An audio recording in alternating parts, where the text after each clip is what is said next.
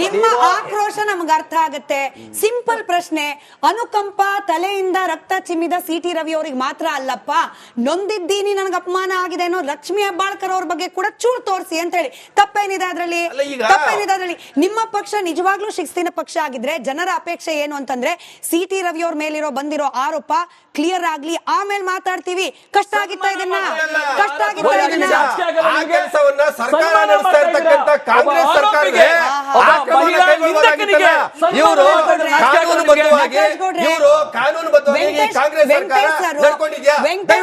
Venkatesh sir ಇವತ್ತು ಅದಕ್ಕೆ ಉತ್ತರ ಕೊಡ್ತಾರೋ ಬಿಡ್ತಾರೋ, ಆದ್ರೆ ನಮ್ ವಿನಾಯಕ್ ಸರ್ ಹೇಳಿದ್ ಕರೆಕ್ಟ್ ಇದೆ. ಆಕ್ಚುಲಿ ವಿಚಾರ ಸಿ.ಟಿ. ರವಿ ಅವರದನ್ನ ನೀವಾಗೆ ತೆಗೆದ್ಬಿಟ್ಟು ಕೊಟ್ಬಿಟ್ರಿ ಬಿಜೆಪಿ ಅವ್ರಿಗೆ. ಹಂಗಾಗೋಯ್ತು. ಈ ಪೊಲೀಸರು ಒಳಗ್ ಬಂದಿದ್ದು, ಹಲ್ಲೆ ಆಗಿದ್ದು, ತಿರುಗಿಸಿದ್ದು ಆ ಘಟನೆ ಆಗದೆ ಇದ್ದಿದ್ರೆ ಇವತ್ತು ಇಲ್ಲಿ ವೆಂಕಟೇಶ್ ಅವ್ರು ಬಂದ್ಬಿಟ್ಟು ಹೇಳ್ತಿದ್ರು ಹೌದು ಸಿ.ಟಿ. ರವಿ ಅವ್ರದ್ದು ಹೇಳಿದ್ದು ಇಲ್ಲ ಗೊತ್ತಾಗ್ಲಿ.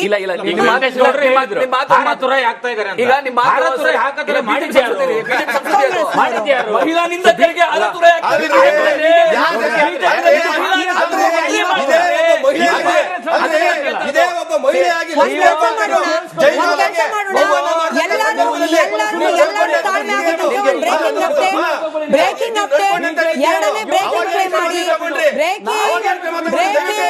ಬ್ರೇಕಿಂಗ್ ಆನ್ ಏರ್, ನಟರಾಜ್ ಗೌಡ್ರೆ ಬ್ರೇಕಿಂಗ್, ವೆಂಕಟೇಶ್ ಅವರೇ breaking, breaking breaking breaking. R Ashok ಅವರು ರಾಜ್ಯಪಾಲರ ಭೇಟಿಯಾದ ನಂತರದಲ್ಲಿ ಸರ್ಕಾರವನ್ನೇ ಬಫೂನ್ ಅಂದ್ಬಿಟ್ರು. ಸರ್ಕಾರವನ್ನ ಬಫೂನ್ ಅಂದ್ರು ಆರ್ ಅಶೋಕ್. ಪೊಲಿಟಿಕಲ್ ಕೇಸ್ ಅನ್ನಾಗಿ ಪರಿವರ್ತನೆ ಮಾಡ್ತಿದ್ದಾರೆ. ಇದನ್ನ ಪೊಲೀಸರಿಗೆ ಕಾನ್ಸ್ಟಂಟ್ ಆಗಿ ಕರೆ ಬರ್ತಾ ಇತ್ತು.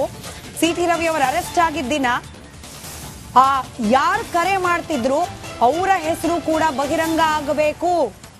ಈ ಕೇಸ್ ಕೇವಲ ಸಿ.ಟಿ. ರವಿ ಅವ್ರ ಮೇಲೆ ಹಲ್ಲೆ ಆಯ್ತು ಅನ್ನೋದಲ್ಲ, ಲಕ್ಷ್ಮೀ ಹೆಬ್ಬಾಳ್ಕರ್ ಅವರಿಗೆ ಅಶ್ಲೀಲ ಪದಪ್ರಯೋಗ ಆಯ್ತು ಅನ್ನೋದು ಮಾತ್ರ ಅಲ್ಲ, ಇದು ಕಂಪ್ಲೀಟ್ಲಿ ಪೊಲಿಟಿಸೈಸ್ ಆಗಿರುವ ಕೇಸ್ ಅಂತ ಹೇಳಿ ಆರ್ ಅಶೋಕ್ ಅವ್ರು ಮಾತನಾಡಿದ್ದಾರೆ. ಎರಡು ರಿಯಾಕ್ಷನ್ ಅಶೋಕ್ ಅವ್ರದ್ದು ಪ್ಲೇ ಮಾಡಿ, ಅದಾದ ನಂತರ ಒಬ್ಬರಾದ್ಮೇಲೆ ಒಬ್ರು ಮಾತನಾಡ್ತಾರೆ. ಶಿಸ್ತು ನಮ್ ಟೇಬಲ್ ಮೇಲೆ ವಾಪಸ್ ಬರುತ್ತೆ. ನಗೆ ಪಾಟೀಲ್ಗೆ ಈಡಾದಂಥ ಸರ್ಕಾರ ಇವತ್ತು ಗೃಹ ಸಚಿವರನ್ನ ಕೇಳಿದ್ರೆ ನಾನು ಎಲ್ಲೋಗಿದ್ದಾರೆ ಅಂತ ಮಾಧ್ಯಮದವ್ರನ್ನೇ ಕೇಳಿರೋದು ನಾನು ನೋಡಿದ್ದೀನಿ.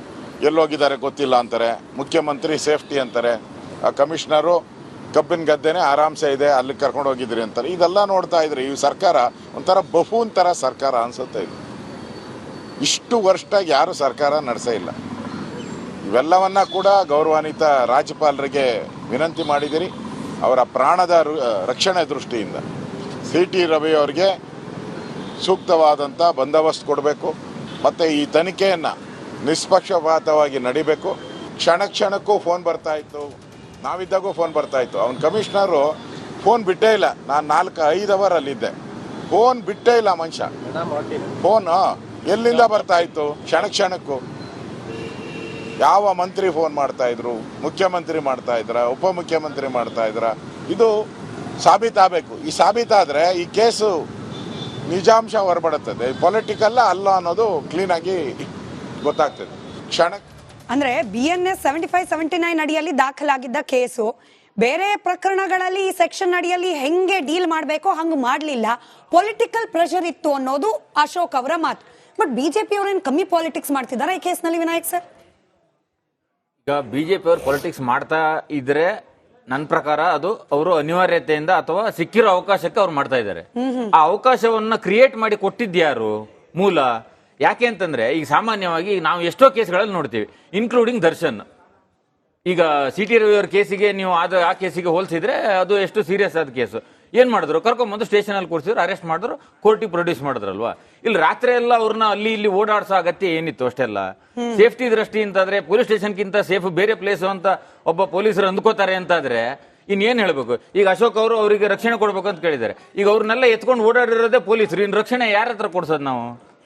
ಸೊ ಸರ್ಕಾರ ಈ ತರದ ಅವಕಾಶಗಳನ್ನ ಕ್ರಿಯೇಟ್ ಮಾಡಿ ರಾಜಕೀಯ ಮಾಡೋದಕ್ಕೆ ಅಥವಾ ಜನರ ಮುಂದೆ ಈ ತರದ ಅಂಶಗಳನ್ನು ತಗೊಂಡು ಹೋಗೋದಕ್ಕೆ ಅವಕಾಶಗಳನ್ನು ಸೃಷ್ಟಿ ಮಾಡಿ ಕೊಟ್ಟಿರೋದ್ರಿಂದ, ಮತ್ತೆ ಬಿಜೆಪಿಗೆ ಆಕ್ಚುಲಿ ಬಿಜೆಪಿಯವರೇ ಕಾಂಗ್ರೆಸ್ಗೆ ಥ್ಯಾಂಕ್ಸ್ ಹೇಳಬೇಕು.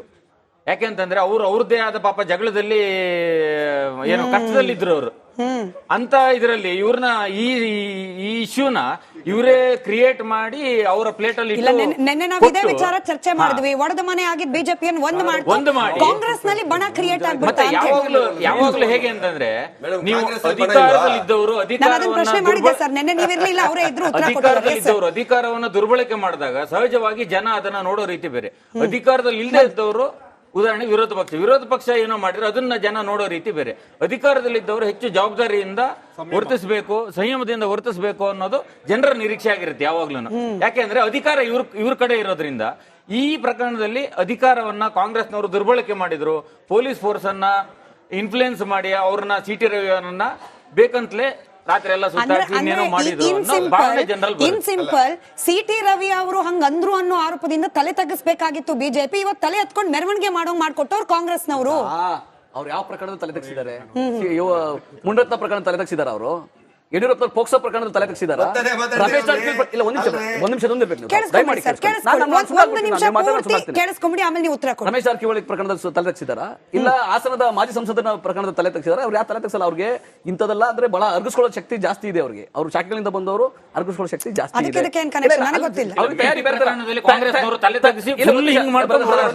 ಆಮೇಲೆ ಈಗ ವಿನಾಯಕ್ ಭಟ್ ಒಂದು ಮಾತು ಹೇಳಿದ್ರು, ಸದನದೊಳಗೆ ಬಂದ್ಬಿಟ್ರು. ಶಂಕರ್ ಬಿದರಿ ಇದ್ದಾಗ ಸಿದ್ದರಾಮಯ್ಯರು ತಟ್ಟಿದ್ರು, ಭುಜ ತಟ್ಟಿದ್ರು.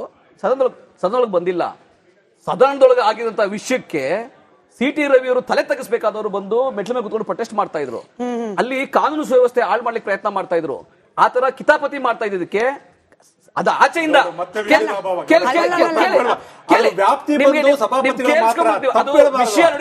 ವಿಷಯ ಸಭಾಪತಿಗಳಿಗೆ ಮಾಹಿತಿ ಕೊಟ್ಟು ಸಭಾಪತಿಯವರ ಕಚೇರಿಗೆ ಮಾಹಿತಿ ಕೊಟ್ಟು ತನಿಖಾಧಿಕಾರಿ ಮಾಹಿತಿ ಕೊಟ್ಟೆ ಅವ್ರನ್ನ ಅರೆಸ್ಟ್ ಮಾಡಿರೋದು ಮಾಹಿತಿ ಇರ್ಲಿ. ಪ್ರಕಾರ ಸೆಷನ್ ಹಾಲ್ ಒಳಗ ಮಾತ್ರ ಸಭಾಪತಿಗಳ ವ್ಯಾಪ್ತಿ, ಮೆಟ್ಲು ಅಲ್ಲ ಅಂತ ಹೇಳಿ. ಬಟ್ ನೀವು ಕೂಡ ಲಾಜಿಕಲಿ ನೀವು ಒಂದು ಪಾಯಿಂಟ್ ಮಿಸ್ ಮಾಡ್ತಿದ್ದೀರಿ. ನಾನು ಏನ್ ಹೇಳ್ತಾ ಇದ್ದೀನಿ ಅಂದ್ರೆ, ಸಭಾಪತಿಗಳಿಗೆ ಮಾಹಿತಿ ಕೊಟ್ಟೇನೆ ತನಿಖಾಧಿಕಾರಿಗಳು ಅವ್ರನ್ನ ಅರೆಸ್ಟ್ ಮಾಡಿರೋದು. ಇದು ಮಾಹಿತಿ. ಸಭಾಪತಿಗಳು ನನಗೆ ಮಾಹಿತಿ ಸಿಕ್ಕಿಲ್ಲ, ನನಗೆ ಗೊತ್ತಿಲ್ಲ ಅಂತ ಹೇಳಲಿಕ್ಕೆ ಸಾಧ್ಯ ಆಗಲ್ಲ, ಯಾಕಂದ್ರೆ ದಾಖಲಾತಿಗಳಿದಾವೆ. ಇದು ಸಿಂಪಲ್. ಆಮೇಲೆ ಅವ್ರನ್ನ ಎಲ್ಲ ಸುತ್ತಾಡಿಸಿದ್ರು. ಅಲ್ಲ ರೀ, ಸ್ಟೇಷನ್ ಒಂದು ಸ್ಟೇಷನ್ ಅಲ್ಲಿ ಬಿಜೆಪಿ ಕಚೇರಿ ಎಲ್ಲ ಕಾರ್ಯಕ್ರಮ ಕುತ್ಕೊಂಡ್ಬಿಟ್ಟಿದ್ದಾರೆ. ಆಯ್ತಾ? ಕಾನೂನು ಸುವ್ಯವಸ್ಥೆ ಕಾಪಾಡಬೇಕಾದ್ರೆ ಕೇಳಿಸ್ಕೊಳ್ಳಿ.